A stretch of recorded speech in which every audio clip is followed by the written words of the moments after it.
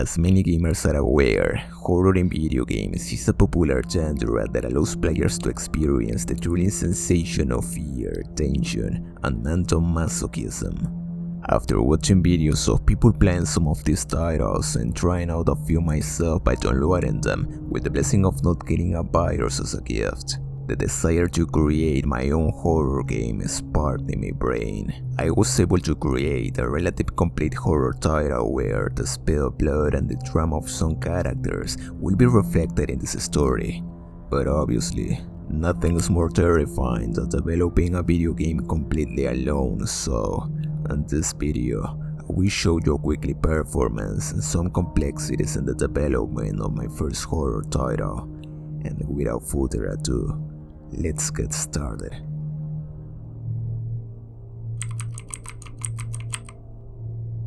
The ancient poets say that before creating something on your own, it is necessary to be inspired by something already existing in the market.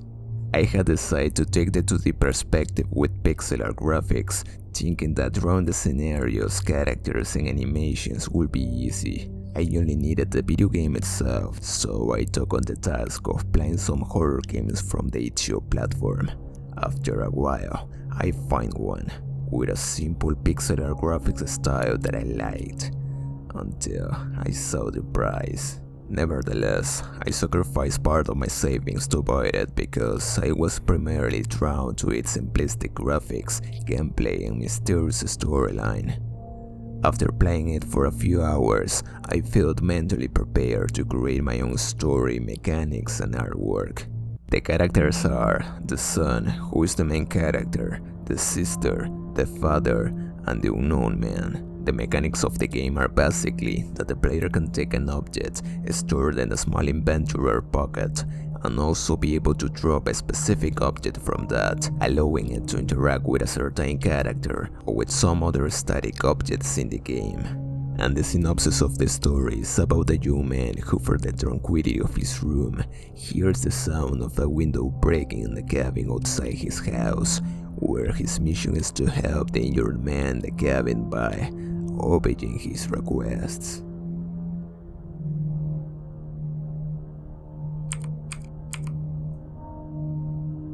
I started creating art. All I had to do was search a platform that would help me find images that would serve as inspiration. Pinterest was the first and last choice I had. After finding images to copy, I started working on drawing and painting. The main setting is a house far from the city and close to the wheat forest, so I drew those skirts using those references, and inside the house, I created the living room, the characters' bedrooms, the kitchen, and the cabin outside. The process was a bit difficult despite the simplicity of the drawing, but to be honest, this was my first time creating something in pixel art, so I didn't punish myself too quickly. To prevent the game environment from feeling empty, I had to create some static objects as well as items that would interact with the player. After that, it was time to create the main character. Well, his appearance is that of a young boy, so I looked for a reference to an outfit that fits him well, and I began to draw him. And also, I drew the sister on one aside, but without remembering why, I decided to delete that version and create another one. In the same way, I made a quick design for the father and the unknown man. It was time to make animations, but now I understand why some indie game developers prefer to use free or separately created characters and animations, as making them on your own without knowing how to make them can be messy and ineffective if they end up looking bad. I was scared at the time. I just thought I would get a pack of free assets and go easy to the next step. Then I remembered that I'm a thug guy and I couldn't give up just like that. So I started watching some YouTube videos about animations and some additional things that could help me improve, and after practicing and creating some other motions movements, I returned to my battle being able to create basic animations for my characters without making them look so robotic.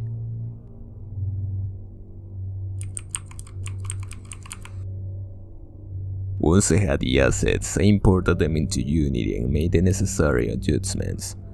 But like most beginners, I made mistakes that I did not decide until later, such as importing the sprites with the wrong size or imprecise cuts that made the animations look bad.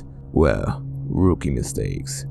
After correcting that kind of anomalies, I started programming, beginning with horizontal movements of my main character so that he can move around. Also, I had to create the code for the dialogues when the main character interacts with other NPC in certain environments.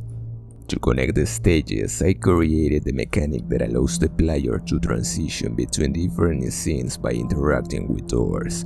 And I also implemented an inventory system to store objects, together with the main mechanic of collecting and dropping objects. Everything was going smoothly until the creative ambition to expand the whole game took over me. What was supposed to be a short and simple game, I couldn't resist the temptation, and I ended up adding more characters, environments, nerdy mysteries, and different alternative endings, some of them darker than others. Well, if you think the game will have jumpscares like... My answer is yes, but in more subtle and less tense way. The first impression is always important in any game, so I had to design and create the main menu. The story will revolve around an unknown man in a cabin who is lying on the ground with wounds. I started looking for front-facing images of individuals laying on the ground in a dying pose, but I couldn't find anything relevant. The only thing that remained was to be the reference model. That made it easier for me to create the opening splash art with the mysterious character, buttons, and the main title called Help Him. And last but not least, I designed and created the death screen for the only death in the game, with a message that could affect any sensitive player.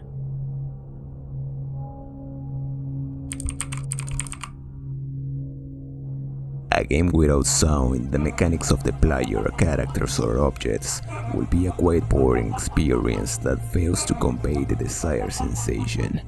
At one point I thought about downloading them from some free websites to save myself the trouble, but I didn't want to tarnish the game's image with generic assets. My options were limited economically, so I listed the sounds that the game needed, grabbed my poor microphone, and I prepared the necessary materials to create sound effects that will be worth it, like the sound of footsteps on wooden floors, footsteps on sand floors,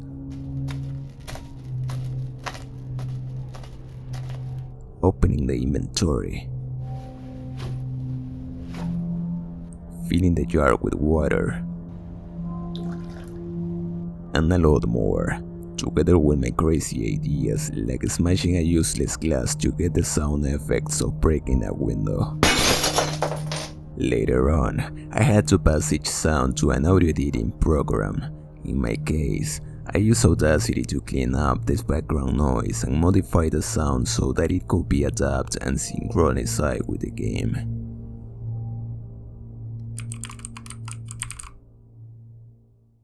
In video games, music is one of the most important factors in creating sensation or atmospheres that any developer desires in their players. That's why my latest addition to this game was to create a few melodies that can be related on each situations. The first thing I did was evaluate the scenarios along with their storyline to roughly calculate what melody could be wrapped around a certain circumstance. Then I searched for some free synthesizers related to creating ambience and imported them into a music creation program called LMMS to kickstart these experiments. I had zero expertise using this program, but luckily there are tutorials that help me create some melodic rhythms.